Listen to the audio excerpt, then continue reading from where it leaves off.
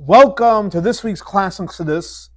This week we're learning a beautiful, powerful, deep Chassidic discourse from the Rebbe. The name of the Chassidic discourse is called Loi Siya Mishakela. The Rebbe said this Chassidic discourse in Shabbos Parshas Mishpatim. That year was also Parshas Shkolim. It was the 27th day of the month of Shvat. It was also the Shabbos that blessed the month of Adar in the year Tafshin Yud Beis, which is 73 years ago. Just a brief intro to this Chassidic discourse. This Chassidic discourse is one of the classical Chassidic discourses that every Chabad Chassid learns and learns over and over again. It's a very, very emotional, powerful Chassidic discourse that speaks about our relationship with Hashem, love and awe for Hashem, and not getting complacent with our service in Hashem. When the Rebbe said this Chassidic discourse, it was very, very emotional, and in different parts he cried bitterly. Those that were there remember, very, very powerful. It's a lot of people have written notes about that Chassidic discourse when the Rebbe said it. It was a very long Chassidic discourse at that time, and it's something which is really a very, very important Chassidic discourse, and something which you can learn and learn over and over again. Okay, so the Chassidic discourse speaks for itself.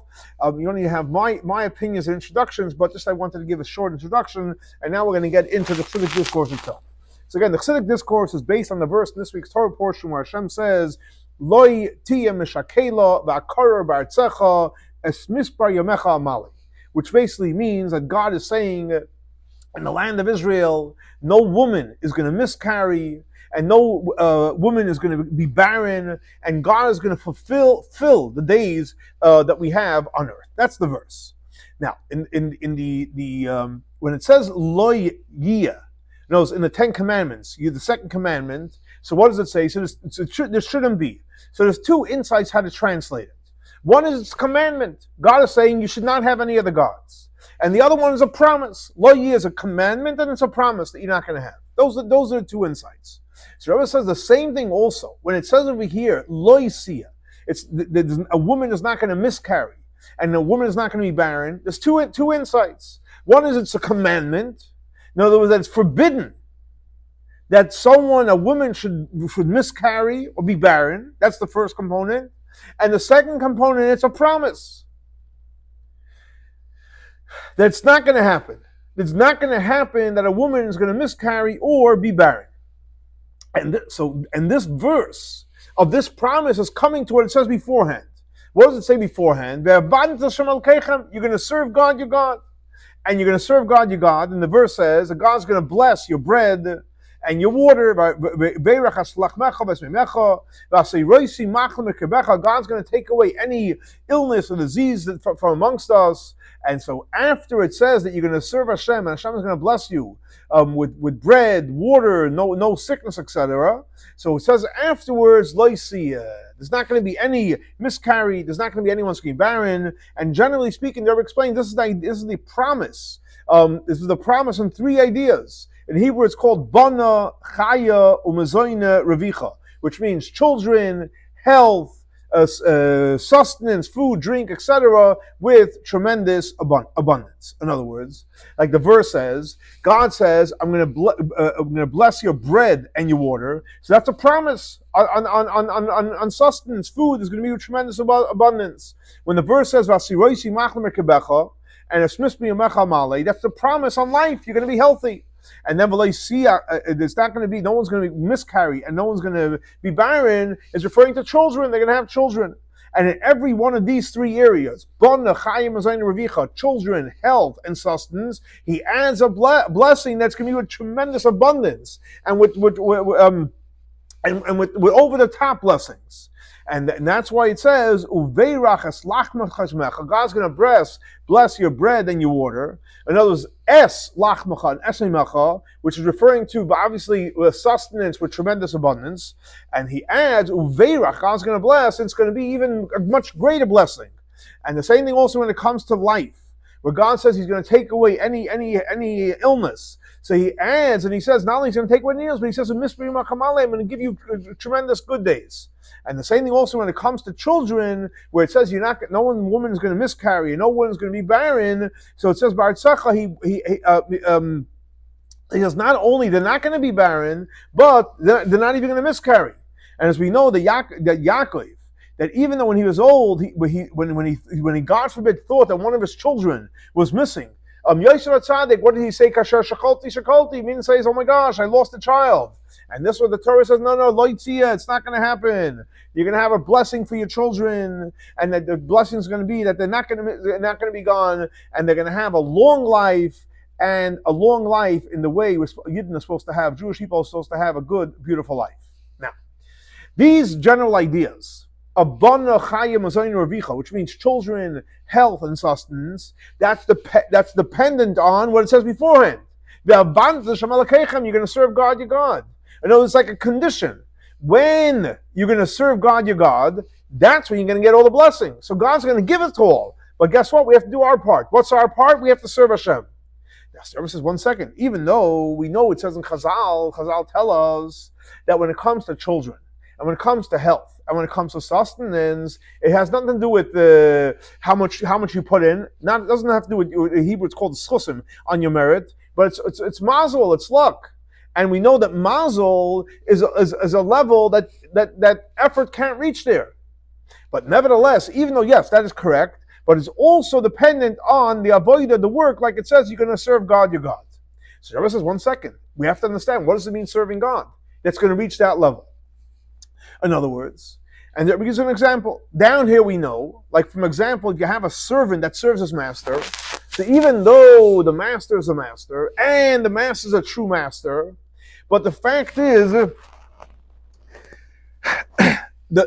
even though the master is a master, there's things that he's missing. And the same thing also the servant.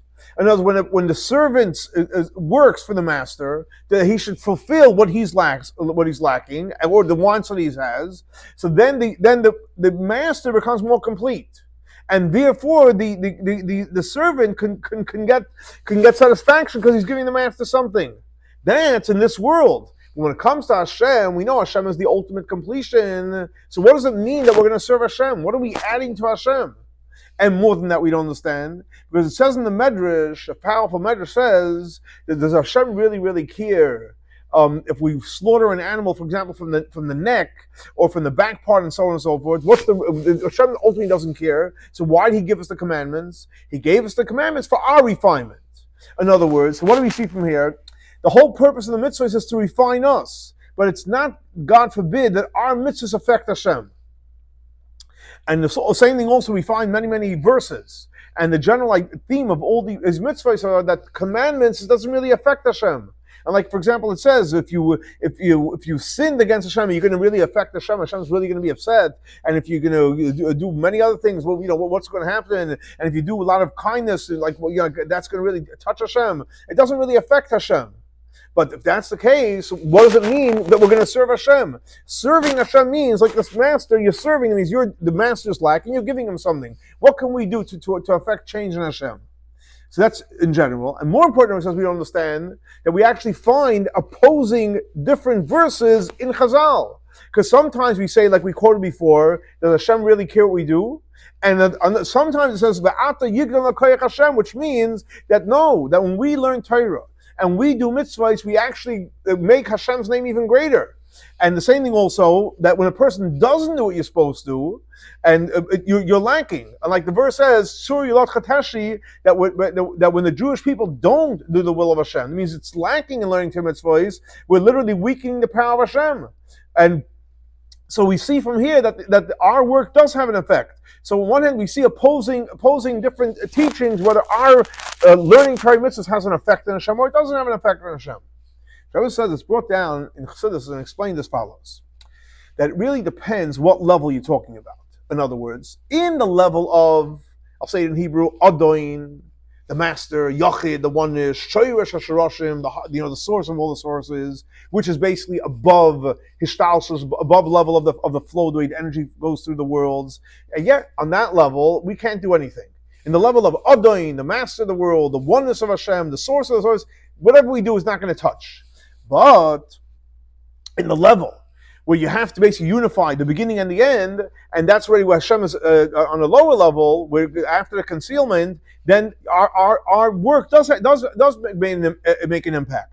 And like the Rebbe brings from a classical teaching of Avodas HaKodesh, and he says in simple Hebrew, I'll translate, in the level of Seder Ishtalshus, the way Hashem caused the worlds, the energies to go from one level to the next, yeah, over there, our work does make a difference.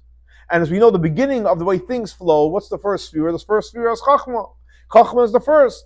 And over there, in the level of Chachma, it does make a difference, our work. And so that's on the first level. But even the same thing applies also in the sphere of Kesser, which is above Chachma. And in Kesser, there's two levels. In the level of Arich, so to speak, the lower level of Kesser. And because we know in Kesser there's two levels. There's Atik and Arich. And the level of Arich, which is the source of everything that's created, over there, yes, doing our avodah does make an impact. And the Rebbe explains, and he says like this, because we know when it comes to the vessels, you have a light and you have the vessel. But in terms of the vessel, yes, it's important, our part. Why is that? Because what is the idea of a vessel? The purpose of a vessel is so that another thing exists. Because what is the idea of a vessel? Light is light. What is a vessel? A vessel is also light. But how does a vessel exist? A vessel exists by the concealment of light, and you see it's a vessel. In other words, it's an external existence. Because when the light is shining, so then you connect to its source, and there is nothing else. Take the sun. The sun gives off light. When you see the light, you basically see the source. But what is a vessel? A vessel comes from the concealment of the light, and therefore that creates the existence of something else. And through many layers of coming down from one level to the next, you're able to have a creation independent existence. And since the whole purpose of the vessel is for something else, and at the end, through many levels, so you have the creations that are created. So therefore, in the level of a vessel over there, yes, it's important what we do. And matter of fact, when we don't do our part, it actually creates a negative energy in the vessels. Now, so what do we learn so far? That in the lower level, it's important our avodah, and the higher level not. First he said chachma, then he even said arich, it impacts. Or for example, the vessel compared to the light. But he says even in the light, even over there, doing our part, learning Torah and doing mitzvahs does have an impact. As a matter of fact, when we don't do our part, so what happens? Not only is the vessel lacking, but the light leaves the vessel. Now, so even though technically, once there's no vessel, the light leaves the vessel. So even though technically in the light there is no blemish, but the fact is when there's a blemish in the vessel, what happens? The light leaves, and therefore the light is missing. And as this that the light leaves the vessel, it also affects the light. Why? Because what's the purpose of light? The purpose of light that it should shine in a vessel, and it should give off the light. And when it leaves the vessel, because the vessel is not there, so guess what? The light can't do its job. And so this that we're saying that when we do our work, learning Torah, doing mitzvahs, praying, etc., not only affects the vessel, but affects the light. And but you don't have, and when you don't do the part, basically, so it doesn't push the energy to exist. And what happens then is you don't fulfill its mission. Now, so that's so far what we learn again. The vessel, it's important for the vessel. We learned that even it's important for the light. Now we're going a step higher. Even the light, which is higher than the light that comes into the vessel. On that level also, our avodah, our work, does make an impact. Why? Because the light before it comes into a vessel, so before it comes in, the light is a source for the light that comes in the vessel. So therefore, since it's a source for the light that comes in, so it gets impacted by doing our work. And that's why even the level of Kesser, in the level like we learned before, the lower level of Arich, it's important our work. Why? Because since Arich is the source for everything that's created, and since it's the source for things that are created, so therefore we have to do our part that should receive its energy. And therefore, even the level of Arich, what's important is our avodah.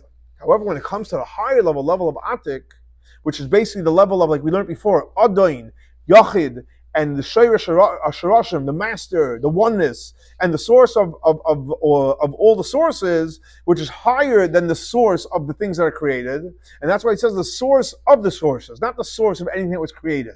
But because why? Because even though it's disconnected, but it's not even the source of the thing that's created, but it's the source of the source. And when we say the source of the sources, we don't mean the level of atik, which means it has some kind of connection.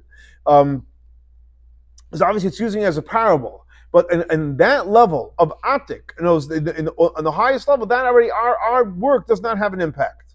And that's why it says on that level, if you sin, it doesn't affect Hashem and all the things you do wrong. And if you do good things, it doesn't affect, because again, on that level, we cannot we have no power to reach that level.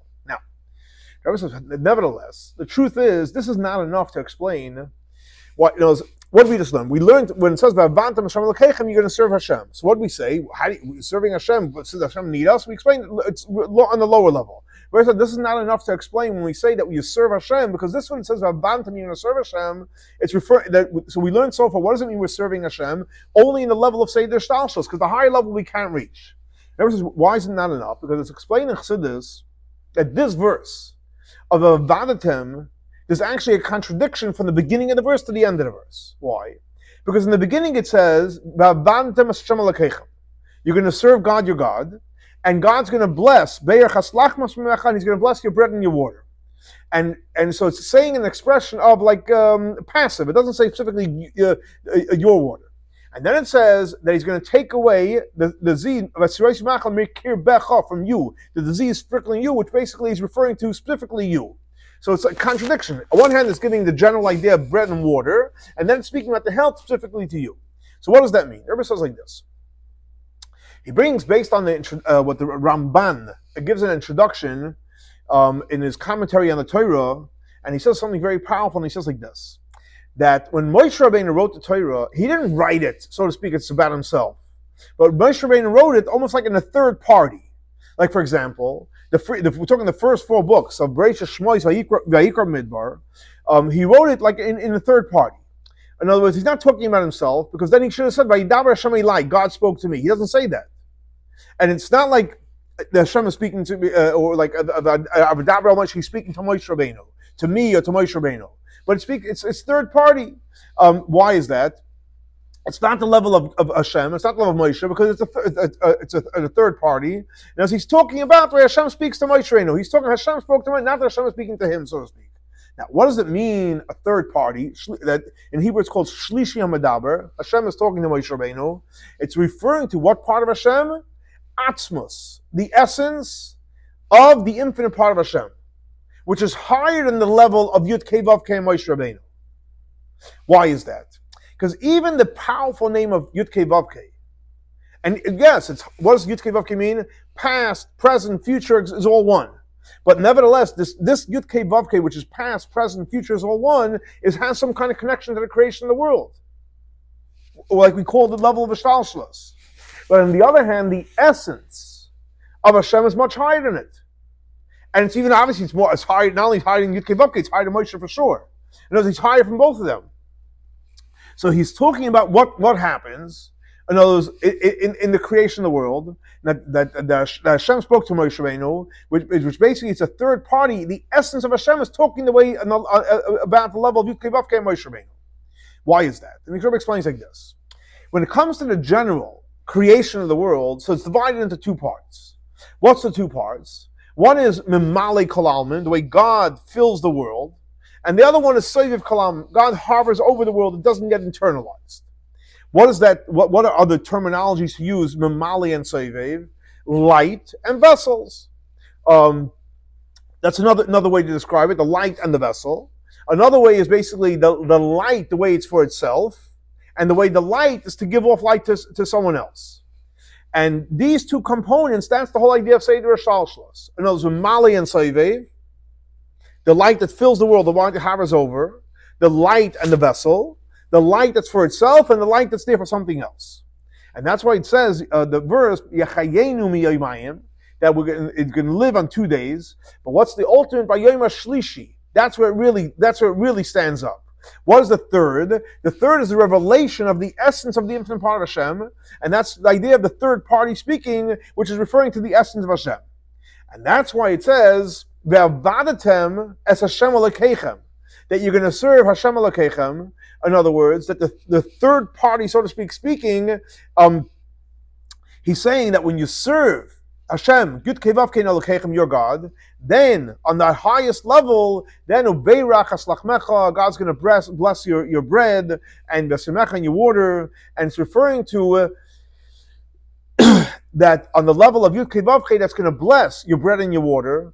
And not only that, is he going to bless your bread and water, which is referring to sustenance, but also he's going to take away all your ailments, all your diseases, and from you, and he's talking specifically from each and every one of us, someone's going to take away. And knows who's taking it away? The Shlishi Amadaber, the infinite part of Hashem, that he, Hashem himself, is going to take away the disease. How is that going to come about? That Hashem is going to take everything away, a disease, and he's going to give us everything we need. It comes by the Vantam Shemalkeichem, we're going to serve God.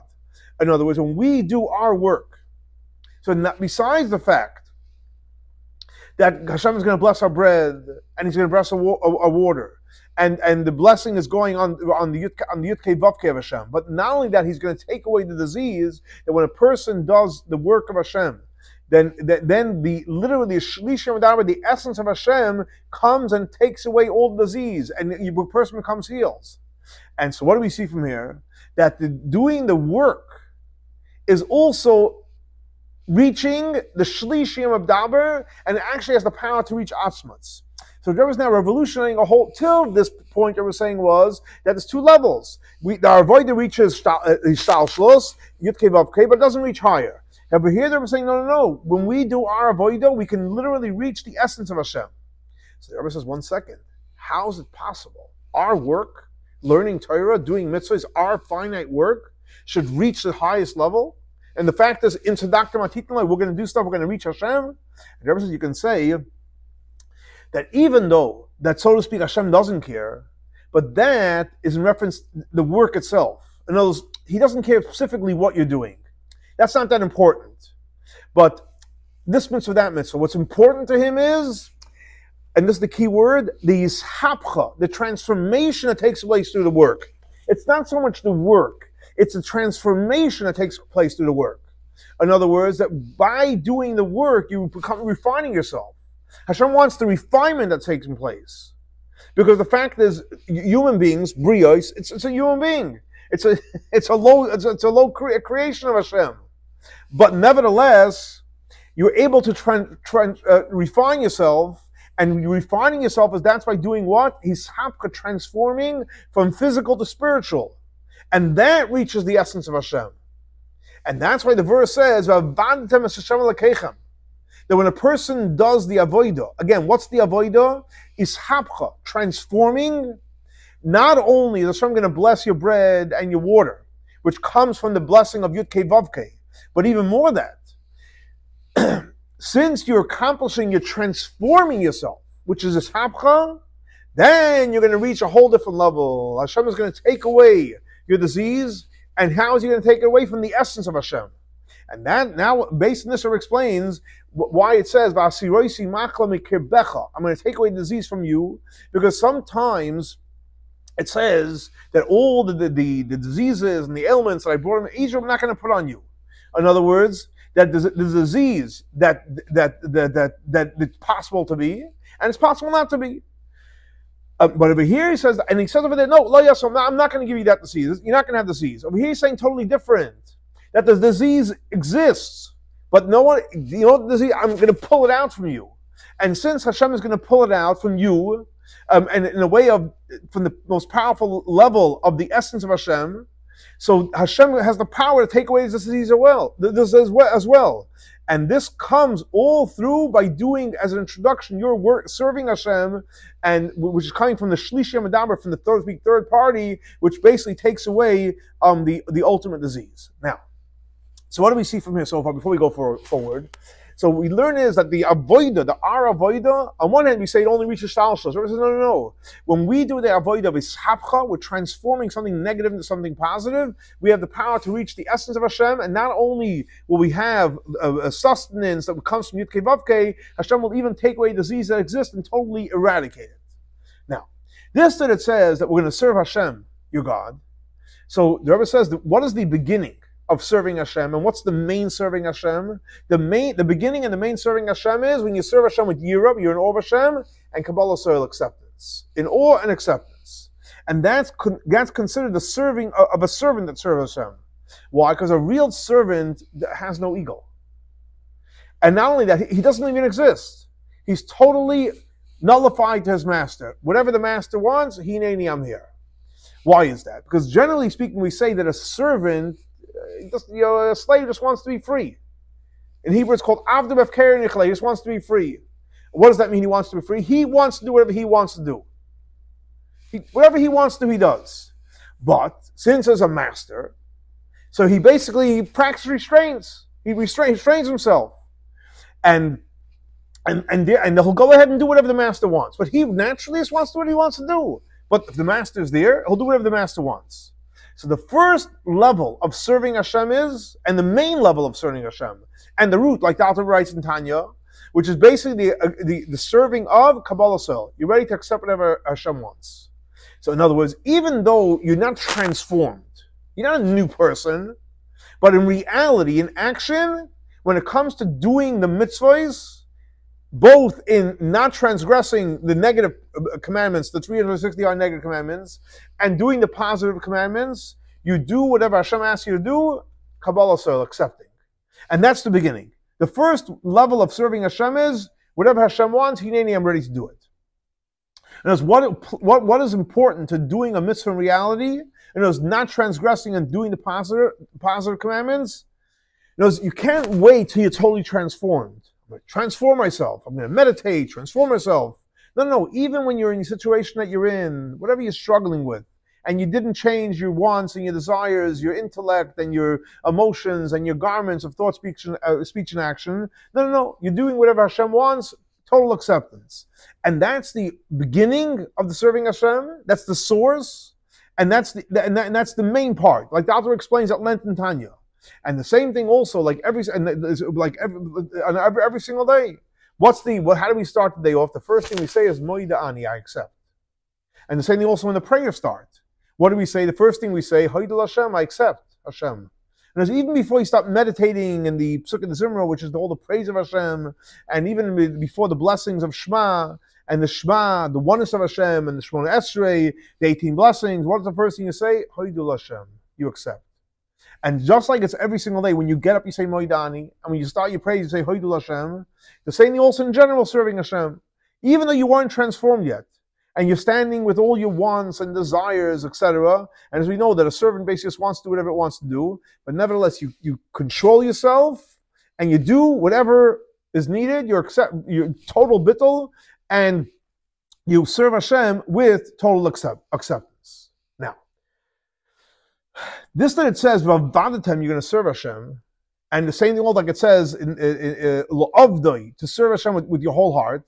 So what does that mean? So whoever brings, it says, what does it mean to serve Hashem? Serving Hashem with your whole heart, that's for prayer.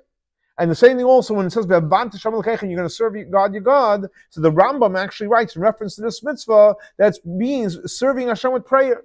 So what do we see from here? When it says, Vavadatem, it's not only like we learned till now. Till now we learned, you're an of Hashem, you're accepting.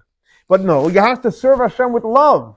And like the Zohar says very, very clearly, I'll say it in Aramaic and we'll translate it, the less pulchana ke pulchana derech. There's no serving Hashem like the serving Hashem out of love. You got to serve Hashem out of love. Why is that? When it comes to prayer, you pray with your godly soul and your animal soul. So let's look at the prayer the way it's from the godly soul's perspective. The godly soul, what does it mean prayer? You're connecting. You're connecting the godly soul with its source. So, but what happens in a prayer service, the godly soul is going back and it's connecting to its source. The animal soul, what's the effect of prayer? It's transforming and it's refining the animal soul. and it's elevating the sparks of the physical body and the world. And these two, of both of the transformation of connecting the godly soul to God and transforming the animal soul, we do it in the way of what? Of love. Because when it comes to being in awe of Hashem and acceptance, you haven't changed yourself. And you haven't transformed the animal soul. You just basically practicing restraint. And therefore you didn't create a unity between the godly soul and the animal soul. Because the fact is, the unification of the godly soul has to happen when you fulfill the will of Hashem. And what is the will of Hashem? That the soul should transform and refine the body and the animal soul. And that's why the soul came down into this world. Because we know the soul itself, the godly soul doesn't need to be transformed. But the godly soul came down to this world to transform the body and the animal soul. And since it did not accomplish transforming the animal soul, so it didn't fulfill its will. And therefore, it did not create a unity in the godly soul and the animal soul. But when that's when you serve God out of awe. But when you serve God out of love, then what happens? You create a transformation and a refinement in the animal soul, and therefore it unifies the godly soul with the animal soul. However, when you just serve Hashem out of awe, you haven't really affected anything because you didn't transform yourself, and the animal soul is strong. So when it comes to the serving God out of awe, it's amazing. Yes, you're doing what Hashem wants, but there wasn't a transformation that took place. When you serve God out of love, then the animal soul gets transformed, and then the animal soul and the godly soul gets united, and the godly soul feels it's doing its mission. And like we see that many people, that they're in awe of Hashem, naturally, and literally with a small meditation, they can awaken their awe for Hashem. And therefore, they're not going to transgress of anything negative. They're going to do positive mitzvot, etc. And even though he's complete, doesn't transgress, does the positive, but the animal soul stays strong. And on the contrary, it gets even stronger by using it, by feeding it, etc. So in other words, so you see that besides the avodah of Yiras Hashem, you need to serve Hashem out of love. Now, we know that what does avodah mean? It's like coming out from like working out a piece of hide. Let's say you have a piece of hide that's very, very hard. It takes a lot of effort to take a piece of hide and refine it. You have to take a piece of hide and you have to make that from it should be appropriate. You can literally write the Shema or say the Torah on it, which requires a lot of effort. And the same thing also when it says about vadatem, you're going to serve God, requires a lot of effort. So what do you see from here? That serving Hashem out of just awe, it's not true serving Hashem. Because you can be in awe of Hashem naturally, and it doesn't require effort. But what requires effort is to love Hashem. And that requires tremendous effort.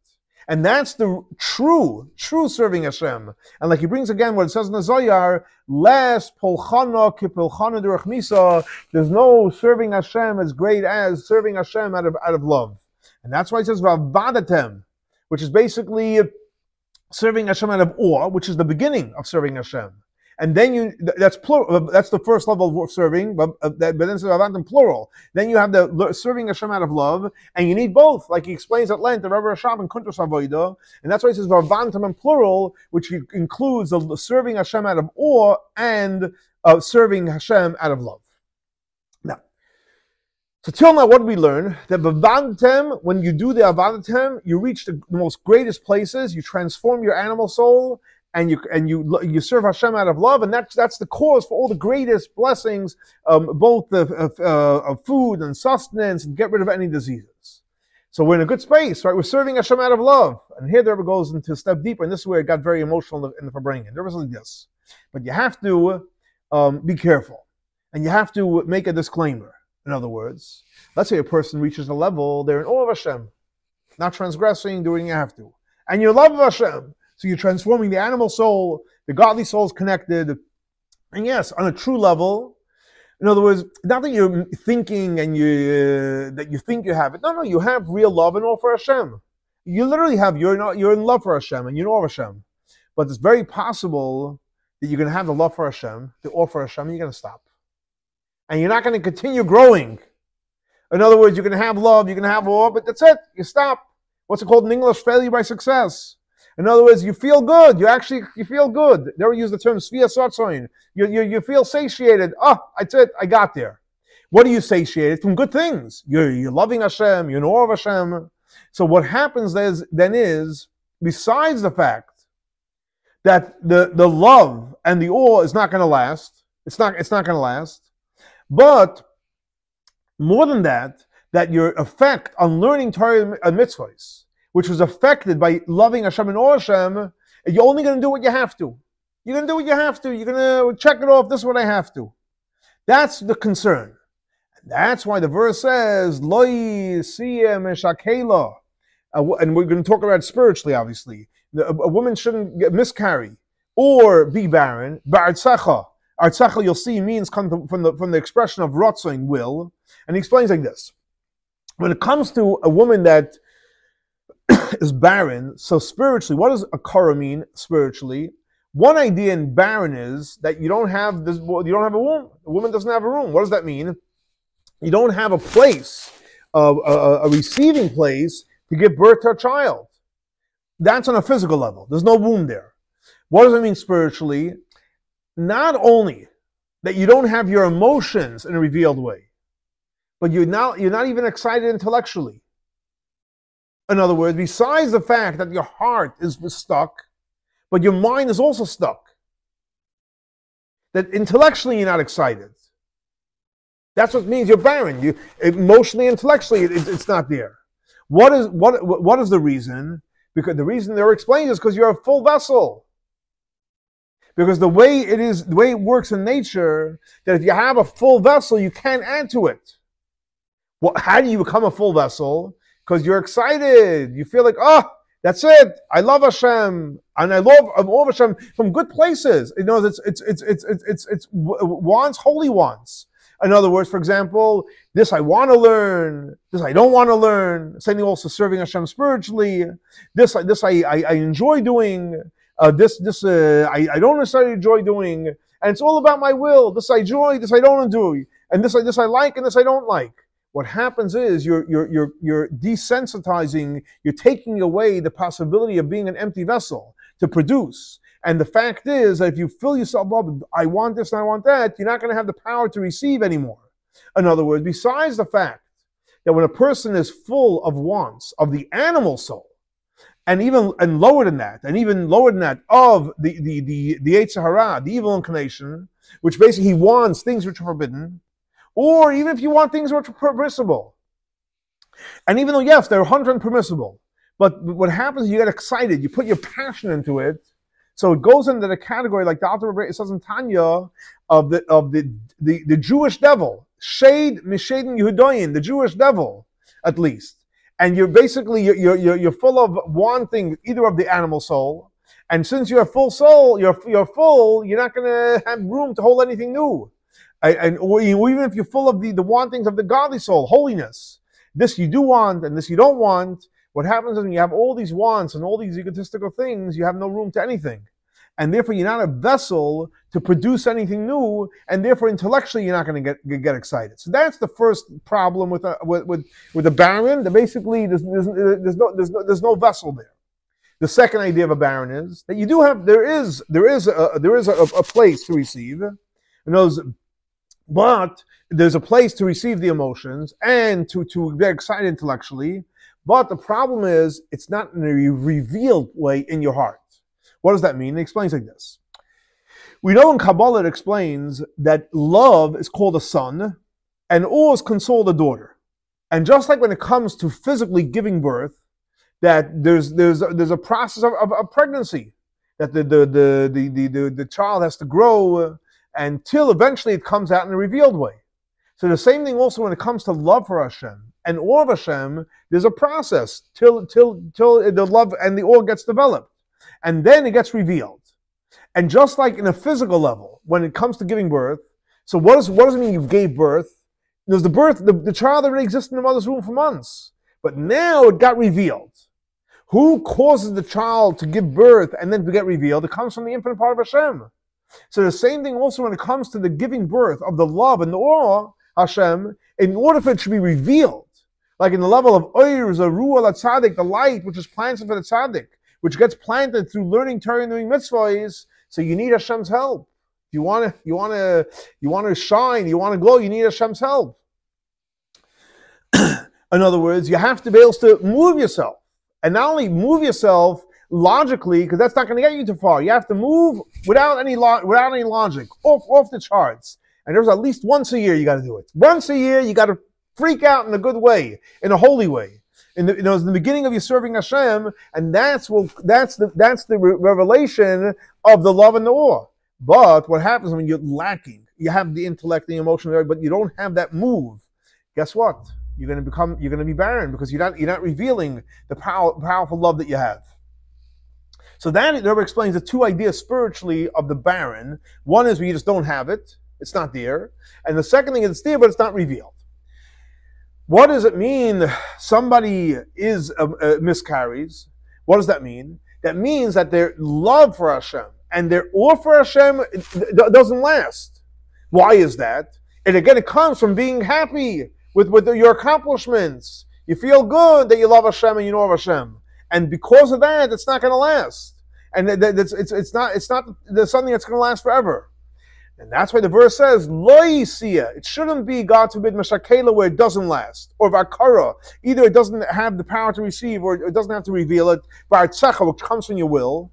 In other words, after he says that you serve Hashem, and yeah, you're serving Hashem with awe and love of Hashem, which is basically the serving Hashem with av and yira. He says, but then you have to be careful. Lo yisiya meshakela vakara. God forbid, you shouldn't be where it doesn't go to the next level. And the reason is ba'artzecha, from all your wants. And that's why he says, Lo yisiya b'artzecha, that your person should not be complacent and feel great of all your accomplishments. No, so obviously you want to make sure we don't fall into that trap. The Lord explains like this: in order to accomplish for yourself, that you shouldn't get all of a sudden comfortable with yourself, and that's why he says, Misbar yamecha amalei. This is the key. That your days I'm going to fill, and he explains, when a person goes ahead and meditates, that we only have a certain amount of days in this world. No more and no less. We're here for a certain point in time. And every single day that we're here, we have to serve Hashem. Every single day, every single hour, every single minute, we have to serve Hashem as a messenger in this world. And you're so busy being a shliach, a messenger of Hashem, that you don't have time to think about the levels. Because thinking about levels got you in trouble. So if you're focused on keep on doing what you have to do, who has time to think about levels? He's so busy, he doesn't have time to think about levels. And that's why Rabbi Yochanan ben Zakkai said in the Talmud, I don't know the path that I'm going. And what's the reason? So it's one of the explanations, and Chassidus explains, Rabbi Yochanan ben Zakkai, because he was so busy and accomplishing his mission, he was focused on his mission, he didn't have time to think about all the levels.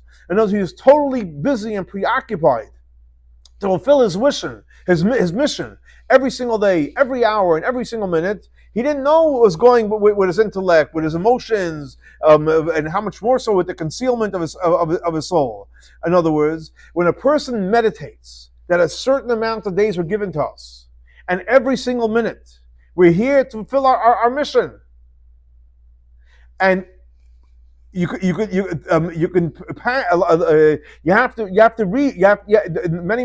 to go through much time, a minute and an hour, and you have to think about all the time that you're not doing your mission. So how you going to elevate yourself? How you going to grow? Well, how do you grow? Because basically you have to focus every minute. What am I doing now to fulfill my mission in this world? And then over here is what the Rebbe basically cried bitterly, because when a person is in this world and you're not fulfilling your mission, the Rebbe said you're literally, I'll say it in Hebrew, I want to use the language the Rebbe said, and I'll translate it, you're literally being a moirid b'melech malchei hamlochim. You're rebelling in God, the King of all the kings. And over here they were paused, and he was able to regroup, and then he said, HaKadosh Baruch Hu Hashem. In other words, this that you're not doing the mission of the one that sent you. So when they're going to ask you, what's doing by you? What's doing with your wants? So you cry out with bitterness. Who cares about will and pleasure and love and awe? All these things are not important to me. Because when a person realizes that a person has only a certain amount of time and you have to do your job and you make sure that none of your time goes to waste, And in this moment, you're not going to do your mission. Because if you're not doing your mission, you're rebelling against Hashem. And how could you stop and start thinking about levels, accomplishments? Because you're so busy and you're so obsessed doing what you have to do, your mission in this world. And therefore, you don't think about levels. Thinking about the levels, thinking about the accomplishments, that causes us to get stuck. And that's why the verse says, Lo yisiya, it should not be, ba'artzecha, in your wills. And as mispar yamecha amale, the days, your days I'm going to fill. In other words, when a person meditates, that you only have a certain amount of time. And what happens then is you don't get excited about all your wants. And then, lo yisi mashakela, you're not going to miscarry, and you're not going to become barren. And then when your person does this, yes, nothing's going to stop you. And not only it's not, but the Rebbe says it's a promise. Hashem says, if you don't focus on the accomplishments, you will see. You're not going to become barren. You're not going to become miscarry. You'll be able to. The love is going to flow, and it's going to get in a revealed way. And it's a promise Rebbe is giving here. The Torah is giving. In other words, when you have the first insight of loitia, which that's the commandment. The first part is the commandment. What's the commandment? When you're going to fulfill the commandment of you're going to serve God, your God, which means you're going to serve, like we said, vavantam plural, in loving Hashem and knowing Hashem. That means you're going to learn Torah comprehending it.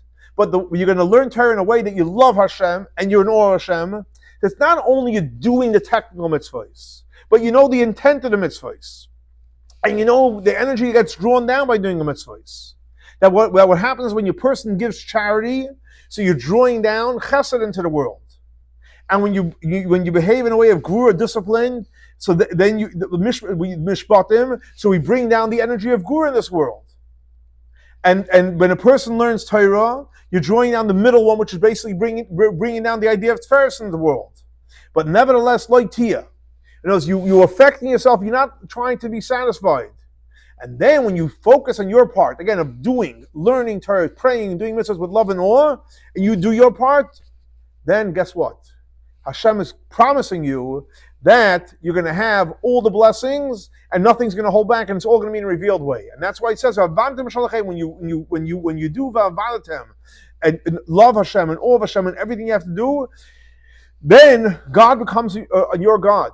Yud Kei Vav Kei, which is past, present, and future, which is one, and even higher than that, above Ishtal, that becomes your power and your energy. And like the verse says, God's going to bless your bread and water, and He's going to take away disease. What does that mean? Because a disease, it doesn't say what type of disease, in general. And He's talking about the disease, which is the source of all the disease. Everybody's going to show you now, teach us, what's the source of all the sicknesses. Now, what is a sickness? The sickness is when you have bread and water, etc. What does that mean? He explains like this: bread and water, what he's talking about, is referring to the revealed part, the Torah Shabbat, the revealed part of the Torah, and Torah Shabbat, the oral part of the Torah. That's one component, revealed in the concealed part of the Torah. Torah and mitzvahs, but. So what is the idea of machla? When you have the bread and the water, which means you have Torah Shabbat, Torah Shabbat, and you have the Torah and the mitzvahs. So what's the disease then? It comes from the source of the sin of the tree of knowledge. What is the sin of the tree of knowledge that affected everyone? And the tree of knowledge affected even tzaddikim, righteous people, and even tzaddikim gemara, the most righteous people. What is that? So he brings what it says, that 4 people died from the bite of the snake. And those are big righteous people. And they had no reason to die. But why did they die? From the sin of the Eitz Hadas. And that affected them. So the question is, what is this terrible sin that's causing that caused them to die? And the sin is, I'll say it in Hebrew, I'll translate it, hergish atzmai, feeling yourself.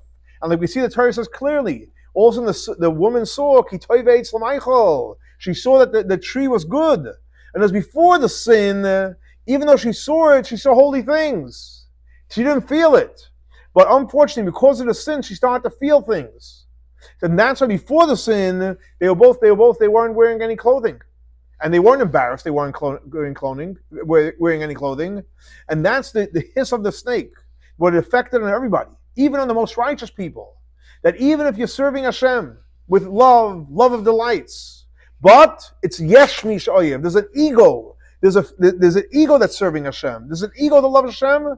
You're not going to reach the level of cleaving to Hashem like the soul was before it came down to this world. And that's the disease. Where the disease is hergish, feeling yourself. Somebody that loves. And it applies even to tzaddikim, righteous people. And how much more so a Beinani, intermediate person, even lower than that, etc. And that's why it says, I'm going to take away the disease from among you. And after it says, after he takes it away, then there's not going to be anyone that's going to be a miscarry or not a barren. And after you affect upon yourself as much as you're able to, that you're not going to be. It means the emotions are going to penetrate through, and you're going to basically not going to be egotistical. Then they promise you high that what lo yisim shekela kara ba'artzecha, etc. And afterwards, what does it say afterwards? As misbar yamecha male, your days I'm going to fill up. What does that mean? That even if you had days, and in these days you didn't do what you were supposed to, you didn't do your mission, and not only you didn't do your mission, you actually did the opposite of your mission. But guess what? Hashem will fill those days as well. And Hashem is going to fill it, and it's specifically to you, to each and every one of us. And it's coming from the highest places, from the essence of Hashem. And hide in the and in a place where there's no blemish. And Hashem has the power to fill what's missing. And that's why it says, Es misper yomecha, like it says that the misper counting is like the heaven is counting, or like the expression of the shiny stone, which basically means it's beautiful and shining, like it's explained at length. This idea in Torah. But what's the intent? That not only should you receive what's missing, but more than that your days were going to shine, they're going to glow. The days are going to be beautiful. And the blessings are going to come down physically. That Hashem is going to bless our bread and the water, which is referring to our sustenance. And Hashem is going to take away any disease, which means you're going to have health. And he adds, Es misbar yamecha male. And there's two opinions. One is that you're going to receive, based on the level of Seder Shtalshlei, things flow from one to the next. And the second opinion is that you're going to give you even more than that. And it's not going to be, God forbid, anyone's going to miscarry or be barren, ba'artzecha, which is referring to obviously children. And all these is all a preparation for going into the land of Israel, which he speaks about afterwards. And like every finisher says, of going to the land is going to happen, b'meheira b'yameinu, very, very soon in our days, through Mashiach Tzidkenu. So again, here's another beautiful, beautiful, powerful Chassidic discourse from the Rebbe, how it's important to do what we need to do to serve Hashem, Ava, Yira, with love and awe, but not to become all of a sudden excited as if we like won the lottery, but keep on growing, and Hashem will give us the greatest blessings, for blessings of physical, material, food, the sustenance, good health, and more importantly, if anything is missing, Hashem is going to revive it, but good health and happiness. With with children, with tremendous abundance, and like everyone finishes off, this is all preparation. What for coming Mashiach? Let's hope and pray. Our next class will be Yerushalayim Yer Kodesh. Have a great and blessed week. Shavua